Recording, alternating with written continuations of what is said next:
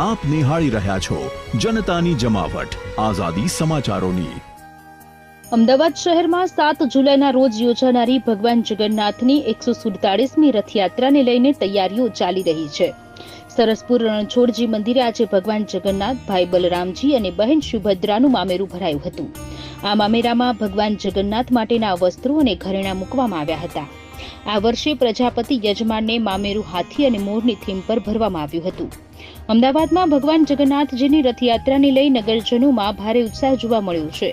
ભગવાનના મામેરાના યજમાનને ઘરે સામૈયા માટે ઝવેરા વાવવામાં આવ્યા છે। આ વખતે સાબરકાંઠાના યજમાન વિનોદભાઈ પ્રજાપતિના ઘરે મામેરાનો શુભ અવસર આવ્યો છે। રથયાત્રા શાંતિથી અને સારી રીતે પૂર્ણ થાય તે માટે જમાલપુર મુસ્લિમ સમાજના લોકો દ્વારા જગન્નાથ મંદિરની મુલાકાત લીધી હતી અને કોમી એકતાના પ્રતીક રૂપે ભગવાન જગન્નાથજીને ચાંદીનો રથ અર્પણ કરવામાં આવ્યું છે। આ પ્રસંગે ખાડિયા ભાજપના પૂર્વ ધારાસભ્ય ભૂષણ ભટ્ટ પરિવાર સાથે હાજર રહ્યા હતા અને મહંત દિલીપદાસજી મહારાજના આશીર્વાદ લીધા હતા।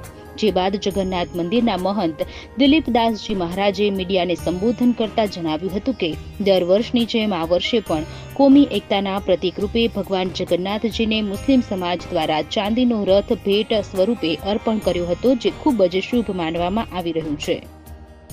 જેવી રીતે કે ભગવાન જગન્નાથજીની આ 147મી રથયાત્રાના પાવન અવસર પર વર્ષોથી કોમી એકતાના પ્રતીક રૂપે ચાંદીના રથ મુસ્લિમ સમાજ દ્વારા રવુભાઈ દ્વારા પહેલા દેવલીવાળા જે ધારાસભ્ય હતા એ આપતા હતા। આ જે પરંપરામાં રવુભાઈ દ્વારા જગન્નાથજી મંદિરમાં આવી ભગવાનના દર્શન કરી રથયાત્રા શાંતિપૂર્ણ અને સારી રીતે નીકળી જાય એના એકતા અને બંધુત્વની ભાવનાની સાથે રથ અર્પણ કરી વર્ષોથી કરતા હોય છે। મુસ્લિમ સમાજ દ્વારા સ્વાગત કરવામાં આવ્યું।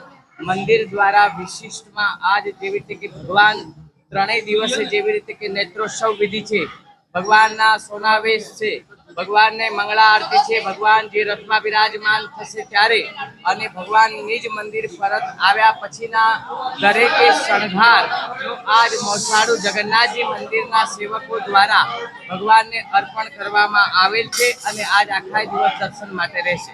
તેરા તુજકો અર્પણનો ભાવ, એની આસ્થા, એની શ્રદ્ધા અને એના આશીર્વાદ વિના બધું જ અશક્ય છે। ભગવાન જગન્નાથ નગરચર્યાએ નીકળવાના હોય, સરસપુરમાં મોસાળું થાય તો ભગવાનના ઘરે પણ ભક્તો એની રાહ જોઈને બેઠા હોય છે કે અમે પણ તેરા તુજકો અર્પણના ભાવ સાથે કંઈક જે અર્પણ કરીએ। આજે એ દિવસની શરૂઆત થઈ છે।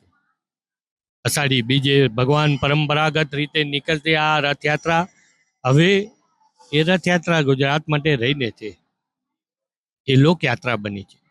કોઈ ધર્મની નથી રહી, કોઈ સમાજની નથી રહી, સૌ સમાજ સાથે મળીને ભગવાન જગન્નાથની ઝાંખી કરવા માટે, એના આશીર્વાદ પ્રાપ્ત કરવા માટે, અને એ આશીર્વાદ એવા કે મારું નહીં, મારા પરિવારનું નહીં, મારા શહેરનું નહીં, હે જગતના નાથ જગન્નાથ તું જ્યારે પરિક્રમાએ નીકળે છે ત્યારે એવા આશીર્વાદ આપીને જા, એવી ઝાંખી એ ભાવ સાથે કરે છે કે આ શહેર ઉપર કે આ દેશ ઉપર ક્યાંય આપત્તિ ના આવે, મારા પરિવાર પર ક્યાંય આપત્તિ ના આવે, એવા આશીર્વાદના ભાવ સાથે તમે નગરચર્યાએ આવ્યા છે।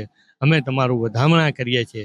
જય જગન્નાથના નાથ સાથે આપ પણ આ અનેક વર્ષોથી આપના ચેનલ, આપની ટીમ, આપની મીડિયા પણ અનેક ભાવિક ભક્તોને ઘરે બેઠા આ તક પહોંચાડ્યો છો, તો આપને અને આપની ટીમને પણ જય જગન્નાથ, જય જગન્નાથ, જય જગન્નાથ। આપ નિહાળી રહ્યા છો જનતાની જમાવટ આઝાદી સમાચારોની।